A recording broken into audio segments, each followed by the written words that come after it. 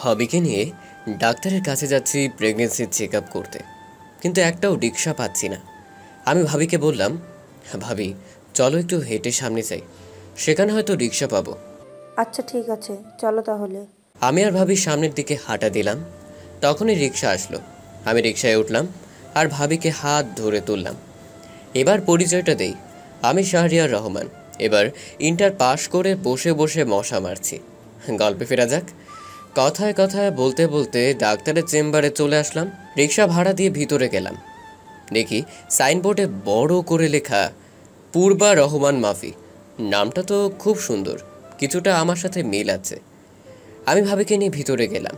গিয়ে দেখি তেমন বেশি রুগী নাই। আগে থেকেই ভাইয়া সিরিয়াল দিয়ে রেখেছিল, তাই আর বেশি সমস্যা করতে হলো না। একটু পর আমাদের সিরিয়াল আসলো। আমি ভাবি ডাক্তারকে দেখেই বলল, আরে মাফি, তুই ডাক্তার হয়েছিস?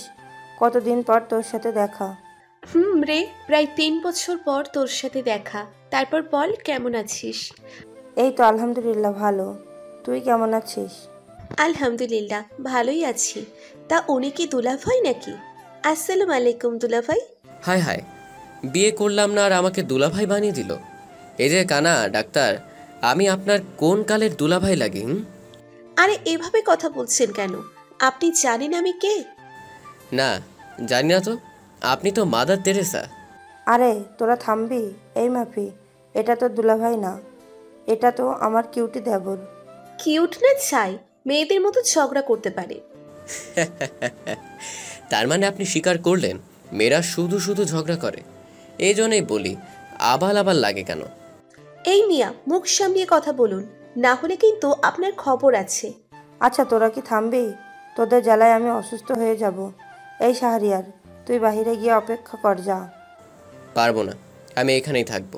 আর এখনই বুঝতে পারলাম আমার পা ভেঙে গেছে, হাঁটতে পারছি না। আপনি এত শয়তান কেন? মেয়েদের মধ্যে আপনি কি করবেন? যান বাহিরে গিয়ে বসুন। কেন, পাশের রুম নাই? সেখানে নিয়ে যান, আমি এখানেই থাকবো।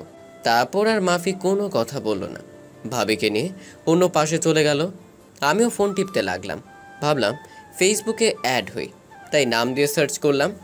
আইডি আসলো, কিন্তু প্রোফাইল লক করা। আমি ফ্রেন্ড রিকোয়েস্ট দিয়ে রাখলাম।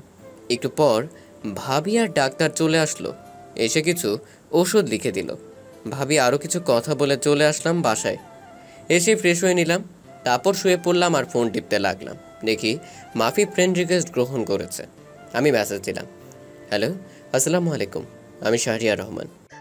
চিনতে পারছি। তা কখন বাসায় পৌঁছিয়েছেন? এই তো একটু আগে। আপনি বাসা যাবেন না? যাবো একটু পরে। আর কয়েকটা রোগী আছে তো তাই। ও আচ্ছা, সাবধানে যাবেন। আর কালকে রেজাল্ট দেবে, একটু দোয়া করবেন আমার জন্য। ও, কিসের? এইচএসসি নাকি? আচ্ছা ঠিক আছে। বেশি বেশি দোয়া করবেন আমার জন্য। আপনি তো বেশ ভালো গল্প লিখতে পারেন। এত সুন্দর গল্প কিভাবে লেখেন? এই তো মন থেকে লিখি, জানি না কেমন হয়। তা এত রোমান্টিক গল্প দেন, নিশ্চয়ই আপনার জিএফ আছে তাই না? কেন, গল্প লিখলে কি জিএফ লাগে নাকি? আমি জন্মগত সিঙ্গেল মানুষ, আর প্রেম করার ইচ্ছে নাই। একবারে বিয়ে করব। গুড, এটাই ভালো।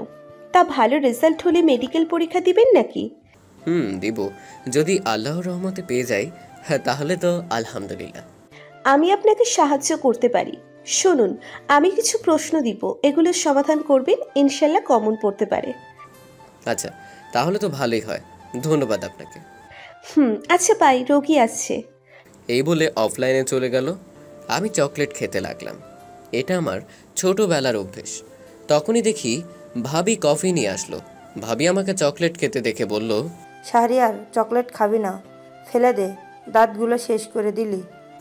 আরে চিন্তা করো না, কিছু হবে না। এত বছর যখন কিছু হয়নি, এখনো হবে না। ভাই তুই ভালো হবি না? আমি জানি, তোরে বিয়ে দেওয়ার ব্যবস্থা করছি। আমি মেয়ে নাকি যে বিয়ে দিবা? আমি ছেলে, আমি বিয়ে করব, বুঝলা? তুই আদেও ছেলে? জানতাম না তো, আজকেই জানতে পারলাম। আমি ছেলে না হলে তুমি প্রেগনেন্ট হলে কি করে? এই বলে হাসতে লাগলাম। ভাবি রাগী কণ্ঠে বলে উঠল, বেশি পেকে গেছিস তাই না? তাড়াতাড়ি খেতে আয়। আর আমি ভাবছি মাফির সাথে তোর বিয়ে দিব, দেখি মা বাবা কি বলে। তাই নাকি ভাবি? তাহলে আমি তোমার সারা জীবন সেবা করে যাব। পাম দিস না, খাবার খেতে আয়, সবাই বসে আছে। এই বলে ভাবি চলে গেল। আমি একটু পর খাবার খেতে আসলাম। খাবার খেয়ে রুমে এসে শুয়ে পড়লাম, আর পাশেই দেখি চকলেট রাখা। আমি চকলেট খেতে খেতে ঘুমিয়ে গেলাম। সকালবেলা দাঁতের ব্যথায় ঘুম ভেঙে গেল। আমি চিৎকার করে ভাবিকে ডাকতে লাগলাম। ভাবি রান্নাঘর থেকে বলতে লাগলো, আমি পারবো না, আমি না করছিলাম চকলেট না খাওয়ার জন্য। বাবা রুমে আছে, ওনার সাথে কথা বলো। ও ভাবি, আমার প্রাণের ভাবি, কিছু করো, আমি মরে গেলাম। মাফির কাছে যাও, আমি ফোন করে দিচ্ছি। আমি তাড়াতাড়ি করে ফ্রেশ হয়ে নিলাম। আমি রেডি হয়ে বের হলাম। নাস্তা না করেই আমি বাইক নিয়ে তাড়াতাড়ি করে চেম্বারের সামনে আসলাম, কিন্তু চেম্বার এখনও খুলে নাই। এমন রাগ হচ্ছে, এদিকে আমি দাঁতের ব্যথায় মরে যাচ্ছি। তখনই দেখি আমার সামনে একটা গাড়ি এসে থামলো। দেখি মাফি নেমে আসলো, আর আমি গালে হাত দিয়ে বাইকের উপর বসে আছি। মাফি এসে বলল, হ্যালো পিচ্ছি, খুব দাঁতের ব্যথা তাই না গো? দেখেন, মজা নেবেন না, এমনি রাগ হচ্ছে। আসো ভিতরে আসো, হাজার হলেও তুমি ছোট ভাই। ধুর, এমনই দাঁতে ব্যথা, তার উপর আবার উল্টোপাল্টা সম্পর্ক করছে। শালার ইচ্ছে করছে থাপ্পড় দিয়ে সব দাঁত ফেলে দেয়। মাফি গিয়ে আমাকে বলল, বেডে গিয়ে শুয়ে পড়ো, আমি আসছি। মাফি যেভাবে বলছে মনে হচ্ছে রোমান্স করতে আসছে। আমি শুয়ে পড়লাম। একটু পরেই মাফি ইঞ্জেকশন নিয়ে আসলো। আমি বললাম, আমি ইঞ্জেকশন দিব না, অন্য কিছু করেন। ইঞ্জেকশন দিতেই হবে, না হলে ভালো হবে না তো। কি এমন ডাক্তার হইছেন, শুধুমাত্র একটা পদ্ধতি জানেন, আবাল। মাফি তখনই রাগে আমাকে জোর করে ধরে দাঁতের পাশে ইঞ্জেকশন দিয়ে দিল, আর বলল, এত বড় সাহস! আমার ডাক্তারি নিয়ে কথা, আজকে 3টে ইঞ্জেকশন দিব, যদিও ভাবছিলাম একটা দিব। এই এই, না না, মাফির লক্ষ্মী শোনা, আমার জান, আমার এমন করে না গো। এখন কত রসের কথা, যখন আমাকে বলছিলেন তখন কি হয়েছিল? সরি সরি, আর কখনো বলবো না, এই কানে ধরলাম। চিকিৎসা তো করছি, কিন্তু এখন থেকে কথা দিতে হবে আর কখনো চকলেট খাবে না। আচ্ছা, খাবো না, বিনিময়ে আমাকে বিয়ে করবেন? খুব ভালোবেসে ফেলেছি। আমি তোমার থেকে 3 বছরের সিনিয়র, তোমার আমার পরিবার মানবে না, আর এটা তোমার ভালোবাসা নয়, এটা শুধু আবেগ। না, এটা আবেগ না, আমি সত্যিই তোমাকে খুব ভালোবাসি, বিশ্বাস করো। আমার জন্য নিজেকে প্রস্তুত করতে পারবে তুমি? পারবো।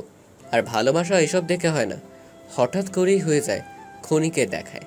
গল্পের ডায়লগ এখানে দিও না, এখন চুপচাপ থাকো, আমাকে আমার কাজ করতে দাও। আমার মুখে তুলো দিল।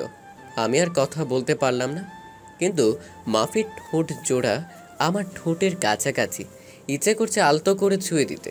তার গরম নিঃশ্বাস আমার মুখে এসে পড়ছে। আমি পাগল হবার অবস্থা। একসময় মাফিও সেটা বুঝতে পারে। কিছুক্ষণ পর আমাকে ছেড়ে দেয়। আমি উঠে এসে চেয়ারে বসলাম। কোনো কথা বলতে পারছি না, মুখে এত বড় করে তোলা দেওয়া। তখন মাফি বলল, কথা বলা যাবে না 24 ঘন্টা, তরল খাবার খাবা, আর চকলেট খাওয়া বন্ধ। আমি ঔষধ লিখে দিচ্ছি, এগুলো কিনে নিয়ে যেও কেমন? আর রাতে প্রশ্ন দিব, আমাকে বাসায় গিয়ে রেজাল্ট জানিও। আমি চলে আসলাম। বাইকে করে বাসায় এসে দেখি বাবা এখনও বাসায়। আমি কিছুটা অবাক হলাম, কারণ অফিসে না গিয়ে এখনও বাসায়। আমি ভিতরে গেলাম, তখন ভাবি আমার কাছে এসে আমার হাতে একটা কাগজ দিল। আমি দেখলাম এটা আমার রেজাল্ট শিট। আমি 4.89 পেয়েছি। বাবার দিকে তাকিয়ে দেখে একটু মন খারাপ, বাকি সবার মুখেই হাসি। আমি রুমে আসলাম, এসে মাফিকে মেসেজ করলাম, আমার 4.89 আসছে, আমি কি পারবো মেডিকেলে? পারবা, আলহামদুলিল্লাহ, ভালোই পেয়েছো। আচ্ছা, আমি ফ্রেশ হয়ে আসি, তুমি থাকো। আমি তোমার ভাবিকে ফোন করে বলে দিয়েছি, যাও। আমি অফলাইনে এসে ফ্রেশ হতে আসলাম। ফ্রেশ হয়ে এসে দেখি ভাবি খাবার নিয়ে দাঁড়িয়ে আছে। আমি বিছানায় বসলাম, আর ভাবি খাইয়ে দিতে লাগলো। আর তখনই মা রুমে আসে, হয়তো রেজাল্টের খবর শুনে এখন ঝাড়ি দিতে, কিন্তু ভাবির জন্য কিছু বলতে পারলো না, চলে গেল। আমি হাসলাম, আজকে ভাবির জন্য বেঁচে গেলাম। ভাবি আমাকে বলল, মেডিকেলে চান্স পেলে মাপির সাথে বিয়ে দিব, সবাই মোটামুটি রাজি আছে। আমি কথা বলতে চাইলেও পারলাম না, মুখে বড় তোলা ইশারায় হাসি দিলাম। তারপর ভাবি আমাকে খাইয়ে দিতে চলে গেল।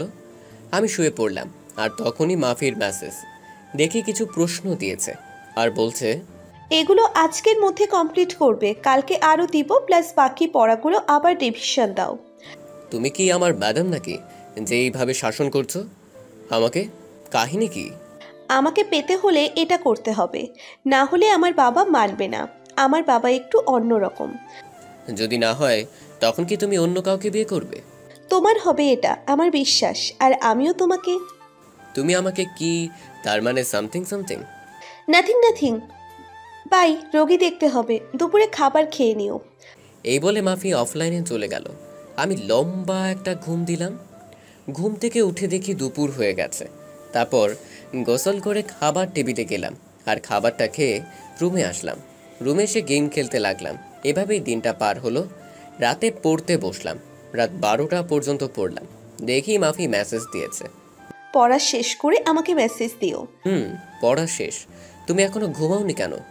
তোমার জন্যই অপেক্ষা করছি, এখন ঘুমাবো। আচ্ছা ঘুমাও।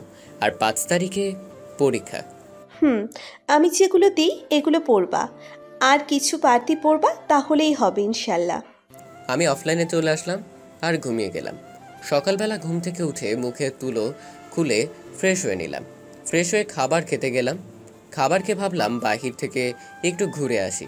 বাইক বের করে বন্ধুদের কাছে গেলাম। হঠাৎ দেখি মাফির গাড়ি থেকে একটা ছেলে নামলো। ছেলেটাও ডাক্তার। মাফি ছেলেটার সাথে হেসে হেসে কথা বলছে। আমি চলে আসলাম আর ভাবতে লাগলাম, আমি কি আদৌ মাফির যোগ্য? না, চলে যাব তার জীবন থেকে। আমি বন্ধুদের কাছে এসে তাদের সাথে আড্ডা দিতে লাগলাম। কিন্তু আমার যে মন খারাপ তা ভালো করে বুঝতে পারছে। আমি কিছুক্ষণ আড্ডা দিয়ে বাসায় চলে আসলাম। বাসায় এসে পড়তে বসলাম। দুপুর পর্যন্ত পড়ে গোসল করে লাইনে গেলাম না। পরীক্ষার আগে আর লাইনে যাব না। এভাবেই দেখতে দেখতে পরীক্ষার সময় চলে এলো। মাফি কল দিয়েছিল। আমি কণ্ঠটা শুনে ফোন অফ করে ফেলি আর ভাবিকে বলি পরীক্ষার আগে কারোর সাথে কথা বলবো না। আজ পরীক্ষা দিয়ে আসলাম, ভালোই হয়েছে। এখন শুধু রেজাল্টের অপেক্ষা। 4 দিন পর আজকে আমি খুব খুশি, কারণ মেডিকেলে চান্স পেয়ে গেছি। আমি রুমে শুয়েছিলাম। আমি তাড়াতাড়ি করে বাইরে আসলাম। এসে মাকে জড়িয়ে ধরলাম আর বললাম, একে একে সবাই আসলো। তখনই দেখি মাফি দরজায় দাঁড়িয়ে আছে, সাথে হয়তো তার বাবা মা। আমি কাউকে কিছু বুঝতে না দিয়ে রুমে চলে আসলাম। রুমে এসে রেডি হতে লাগলাম। তখনই আমার রুমে মাফির আগমন।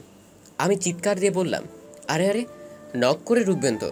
আমি ড্রেস চেঞ্জ করছি, একটু পরে আসেন। আমার কাছে আবার লজ্জা কিসের? আর ডাক্তারদের এত লজ্জা থাকলে হয় নাকি, তার উপর তোমার কাছে? আপনি কি পাগল? আমি বাহিরে যাব, প্লিজ একটু পর আসেন।